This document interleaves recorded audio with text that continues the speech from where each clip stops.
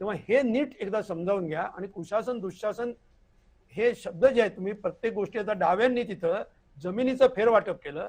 अख्ख्या देशामध्ये जेवढी वरकड जमीन वाटली गेली त्याच्यात 23% जमीन फक्त बंगाल आणि केरळमध्ये वाटली गेलेली आहे डाव्यांच्या राज्यामध्ये. हे काय कुशासन होतं?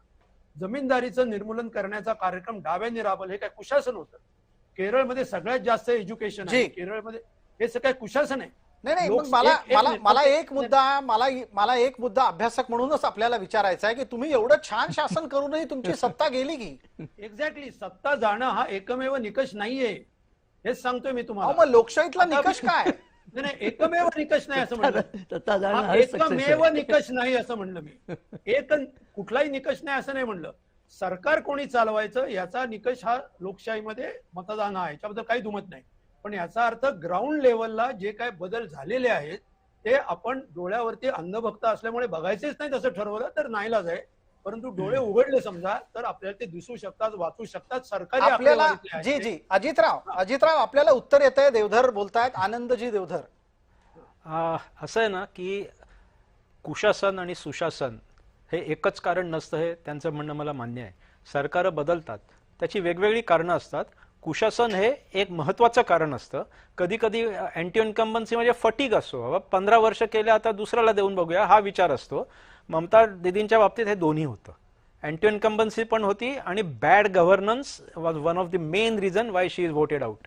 आणि दुसरं आता त्यांनी जे सांगितलं की लोकांची जी कामं करायची त्यासाठी सत्ता हातातच हवी. आता सत्ता हातातच त्याचा लोकशाही आहे म्हणजे ते आपण निवडणुका होतात, लोक आपल्याला निवडून देतात, आपण 5 वर्ष राज्य करतो. आनंदजी थोडं थांबायला लागेल. बंगालमधून कार्यकर्त्यांच्या प्रतिक्रिया येत आहेत हिंदीमध्ये.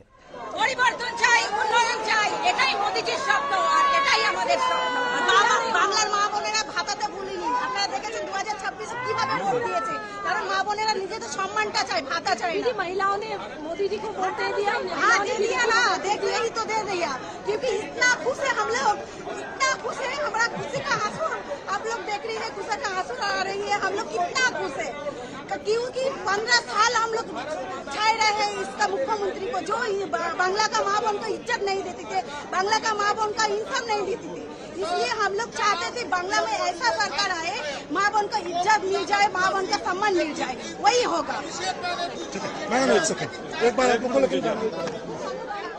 अगदी आनंद देवधर योगायोगानं जे बोलत होते तेच कदाचित बंगालच्या महिलांनी ऐकलंय. जय महाराष्ट्र पाहतायत तिथे कदाचित. आनंद देवधर, मुद्द्यावर परत येऊयात. मुद्दा सुशासन कुशासन, बिलकुल राज्य सत्ता पालट का होतो, सत्ता का हवी, या सगळ्या गोष्टींबद्दल जे म्हणणं आहे माझं की सत्ता ही बेसिकली लोकशाहीमध्ये तुमच्या हातात राज्य असेल तर तुम्हाला लोकांसाठी कामं करता येतात.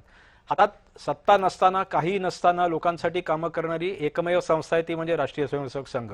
त्यांच्या हातात सत्ता असली नसली त्यांना काही फरक पडत नाही. इतके वर्ष सत्ताही नव्हती, गेले 100 वर्ष ते काम हे करत आहेत. त्यांना फक्त देशहितासाठी वाहिलेली संस्था आहे. थोडंसं विषयांतर होतंय, पण एक गोष्ट सांगतो की लोकशाहीमध्ये निवडणुका या जिंकण्यासाठीच लढवल्या जातात. आता महाराष्ट्रातील पण आनंद देवधरजी, हे भारतीय जनता पार्टीचं समीकरण झालं. दुसऱ्या बाजूला राहुल गांधी हरण्यासाठी लढतात ना, 100 निवडणुका हरू शकतात ते. पण तरीही त्यांचा विजयाचा एक आशावाद कायम राहतो. तुम्ही राहुल गांधींचं श्रेय कसं हिरावून घेऊ शकता? राहुल गांधी भाजपचे धुरंधर आहेत, असं काय करता तुम्ही? संध्या सवाल हे उत्तर आहे. हा निश्चित आहे ना. बोला.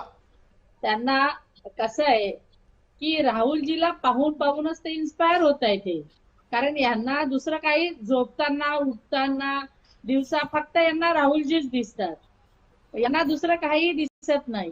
कारण आमचे जे नेते आहे हे खंबीर आहे, यांची सारखे 56 इंचवाल्यासारखे नाही की बोलायचं एक आणि करायचं एक, खायची कडी म्हणजे दाखवायचे दात वगैरे खायचे, असं आमचं नाही आहे. त्याच्यामुळे यांना सांगा राहुलजीची तुलना नाही होऊ शकत. राहुलजी हे जे नेतृत्व आहे ना देशाचं, हे एक खंबीर नेतृत्व आहे. ते अपयशाला घाबरत नाही, ते पुढे चालत राहतात.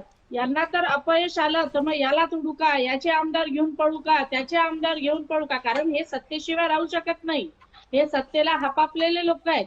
परंतु आम्ही असं करणार नाही. आमचा जो नेता आहे, आमचा नेता खंबीर आहे.